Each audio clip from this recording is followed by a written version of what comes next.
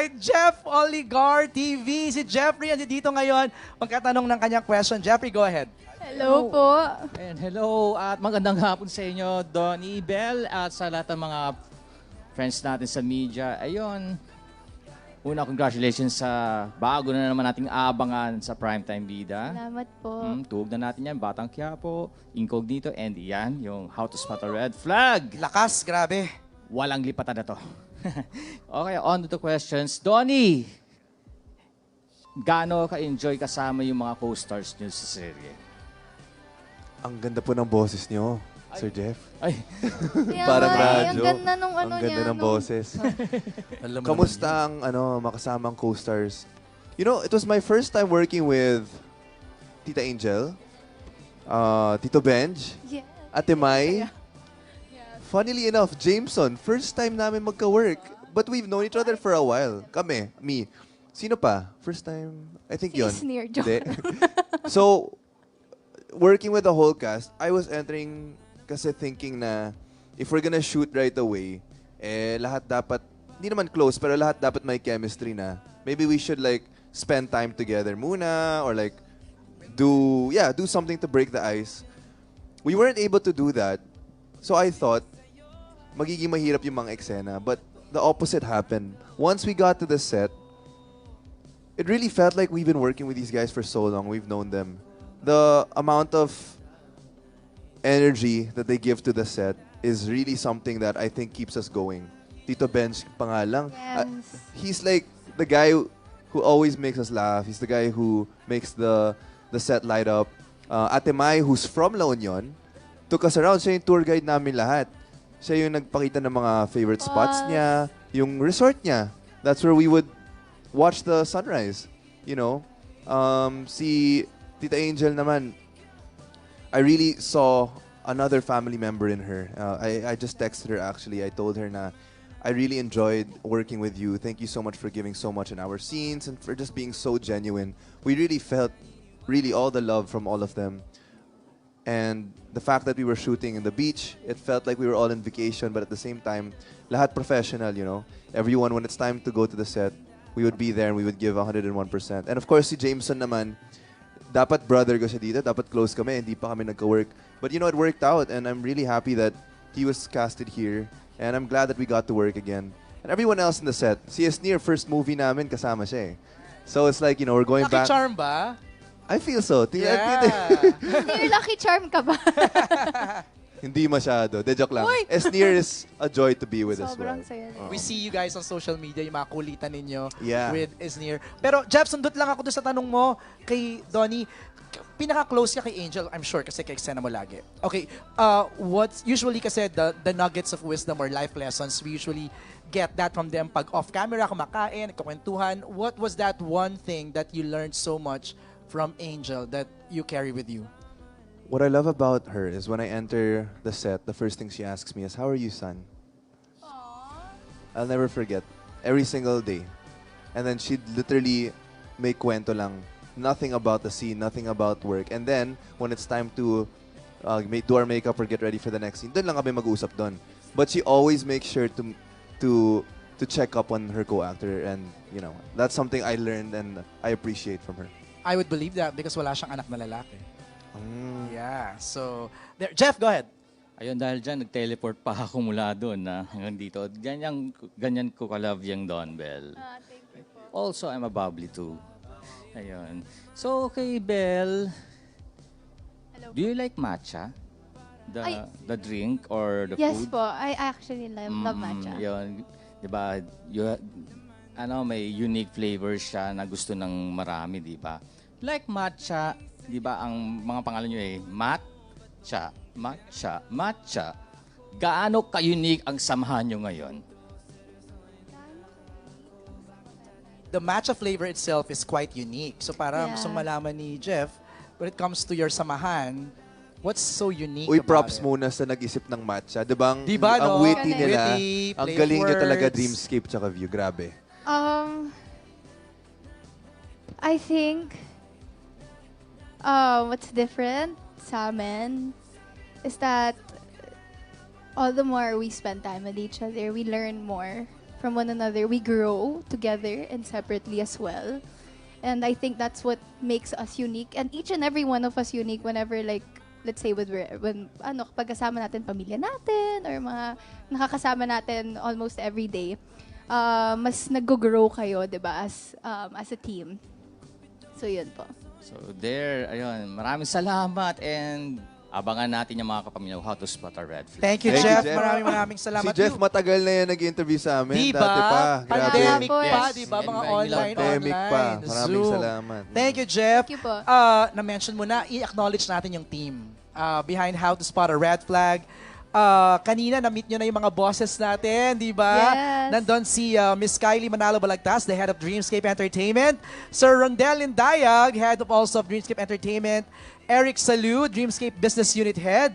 Miss Carlina de la Merced, Dreamscape Business Unit Head. Also, Nathaniel Arciaga, our Creative Manager. Danica Domingo and Ayi Tamayo, also our Creative Managers. Ang ating team ng How to Spot a Red Flag, let's acknowledge them. Our Business Unit Head, Kathy San Pablo. Of course, ang ating producer, si Rotan. Woohoo! Our Associate Producers, Jane Quinto, Audrey Panaligan, and Paolo Narvaez. Our production assistants, sina Jerry Lubaluyot, Wendy Duldulao, and Telia Janan. Of course, our director, Direct Dwayne Baltazar. Ang ating creative manager, I saw her, Ninang Mel Del Rosario.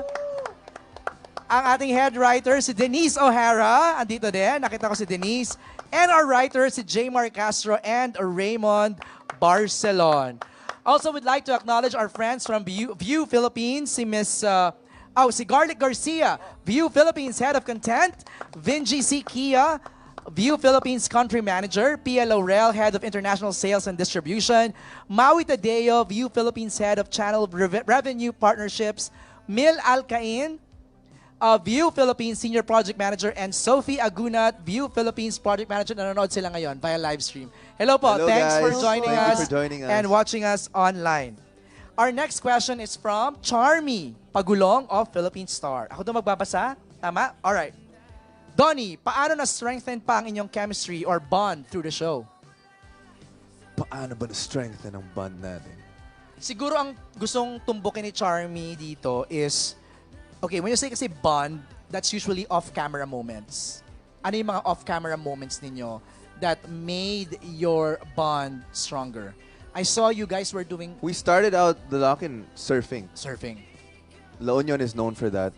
And Belle never surfed before. She really never did lessons and stuff. Okay. Nagulat Neophyte ako. ka doon. Ikaw? Nag-surf na ako dati, pero nagulat talaga ako dito kasi first time pa lang, Hindi naman.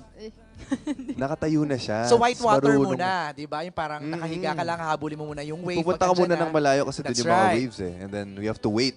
That's Actually, right. that's fun, the waiting part. Kasi Spot. you have, how to spot a wave.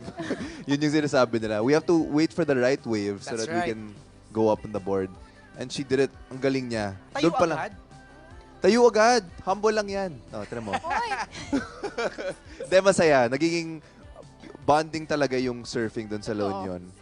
I think that's where it started. Kasi alam na namin, pagdating namin ng La Union, very different feel, very different vibe from Binondo. You know, when we're there, okay, this literally determines what the show is. It's super light, super refreshing. It's literally a breath of fresh air, and I'm so glad that they chose the perfect spot for it. Kahit medyo malayo, worth it talaga pumunta doon. Doon kami naglalak in. So I think it started with that, and just going around, seeing the different spots, like what restaurant do we ate in a couple of restaurants too, and they have a very, very unique culture there that even in the art scene is growing rapidly, the food scene. And yeah, we just enjoyed it so much to a point na every time we would go there, we would always try to find new stuff to do and new things to go. It's like parang siyang, may parang goals kami. Okay, ito yung gagawin namin. Let's go to this restaurant. Let's try what Ate Mai suggests here. Let's go to her resort. Kahit yung mga kubo style na area, sobrang ganda. So, ayun, yun yung mga bonding namin. Belle, ikaw naman. sobrang dami ko kasing bagong na-experience nga doon. Like, we went sa falls too. Sayang, nag-shoot ka nung araw na yon, but we went sa falls. As in, ano siya, ilang minutes 30 yung, minutes. 30 Tas minutes, nag-jeep sila. 30 minutes going to the, tas mahabang hike siya to the falls. Tapos nag-surfing kami. Tapos sobrang saya. And I think, ganun yung paraan paano na, actually, hindi lang yung bond namin yung nabuo. Yung buong cast, mas naging close talaga kami sa isa't isa. Nakakatuwa nga kasi, yun nga, I was able to try new things talaga doon. Like, parang it was me getting out of my comfort zone. Kasi, di naman ako, siya kasi beach boy. Ako, hindi talaga ako beach girl. Diba? But, Pero tan kayo pareho ngayon, Yes. ha? Grabe. but I fell in love with La Union as soon as I got there. Nasabi ko, nung una nga, sabi ko, ang layo ng biyahe. Ganon. Right. Pero, pag nakatapa ka ng La Union, parang ayaw mo nang umuwi. It's so beautiful. I fell in love with the place. Yes, we work out almost like, inaagahan namin yung gising namin. Kahit, Workout? Yes. Like, paano workout? Gym. Gym? Yes. Okay. They have this really nice gym Nag-Muay Thai there. nga kami, kasama ni Isnir. Oh! 1 month source si Isnir. I fell in love with the place, the community, everything. So I think that's also one way for everyone there in the set to... No, thanks for bringing us to La Union. Para at least yung mga hindi pa nakakapunta doon, mafe-feel nila na, Yes. oh, it's such a Pwede na tayo maging tour guide. Tour- Oo. tour guide na kayo from Binondo to La Union, di ba? Okay, thank you kay Charmy sa kanyang question. Ang next is from Hannah Mallorca. Ako na rin yung magabasa para kay Hannah. Belle, have you encountered any red flags? Can you share how that experience was at anong natutunan mo while going through that experience? So, in the past, have you parang may nakita ka ba, nakilala ka? Doesn't have to be someone romantic, no? Yeah, Parang, yeah. let's say, a friend or somebody that, you know, biglang red flag, parang, Well, I think, to be honest, since we're all humans, lahat naman tayo may mga red flags. Minsan nga hindi tayo aware na may red flags tayo, 'di ba? Tayo mismo, 'di ba? Depende lang 'yun kung gaano kalaki yung flag na 'yun or kung gaano kaliit yung ano na 'yun. Pero I feel like for me personally, I would say 'yun nga online. Siguro trolls, scammers. I think that's a red flag for me, syempre. They're pretending to be people like that we don't know and they're pretending to be someone we don't know. So 'yun, throughout that experience, I would say don't believe everything you see online. Most especially kung walang credibility.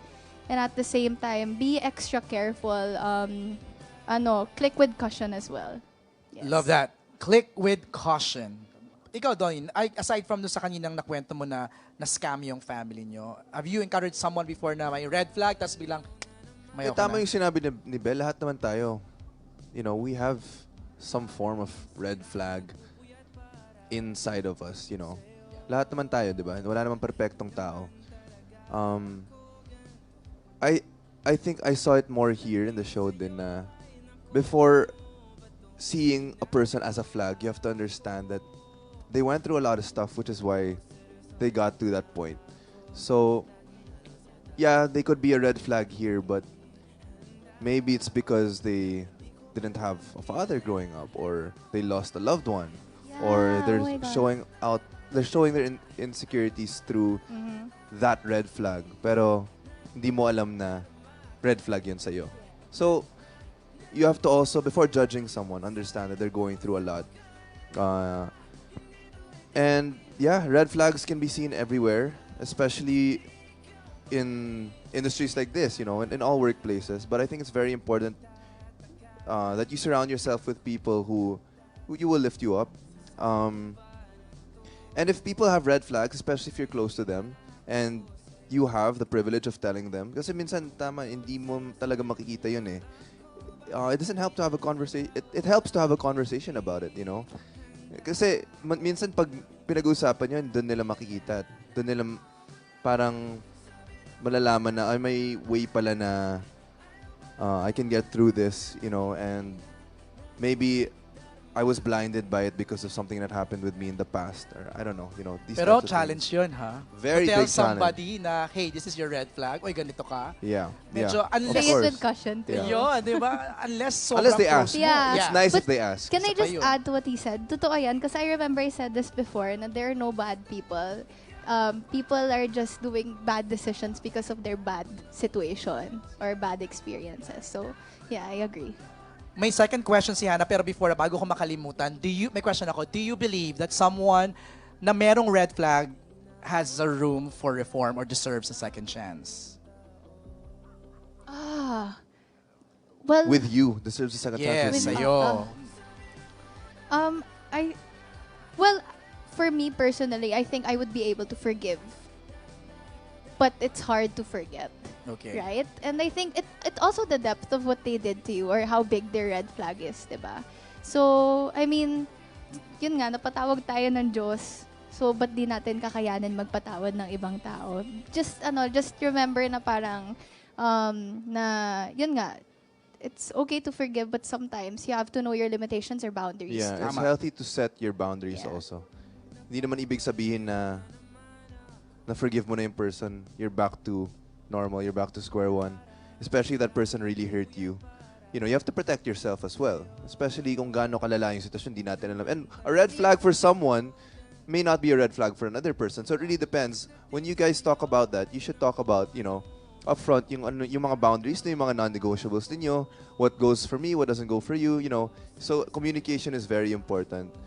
Sarap nyo nakakwentuhan ha, para tayo nagkakaroon ng dito, na parang life lessons forum eh. Pero ang sarap pakinggan ng mga POVs ninyo Yeah. because you guys are right. Hindi mo rin pwedeng invalidate yung feelings niya, That's true. di ba? For experiencing that because of your red flag, okay? Yung second question ni Hannah is for Donny. There comes a point sa buhay natin na tayo mismo ang nagiging red flag. Anong ginagawa mong pang-remind sa sarili mo na hindi maging ganong tao? Knowing na hindi rin naman tayo perfect na tao. I think something that can support that too is, do you have somebody in your support system that reminds you? Yeah, 100%. You have to have people who will keep you accountable. And you have to tell them upfront na, uy, kung hindi na ako, sabihin mo ako ah. Mahirap yun ah, pero when you reach that point kasi, alam mo na it's coming from the heart and it's not something they'll do to judge you. So that would be my family, of course. Even you. You're someone who tells me stuff na siguro hindi masasabi ng iba, di ba? Talaga? Sinasabihan Yeah, mo siya? I would say so. Same naman kami. Like, we really do communicate. Yeah. And I think you just have to be open to listening to people. And especially those who never left your side, kilala nila kung sino ka eh. So, very important na yung mga voices na pinapakinggan mo, yun yung mga taong kilala ka talaga. Kasi sila ang makakasabi ng mga bagay na hindi mo maririnig sa iba. Ika nga nila, be, hindi na ikaw yan. Di ba? Oo, Gaganon yung ganon, kanila. yung ganon. Be, hindi na ikaw yan.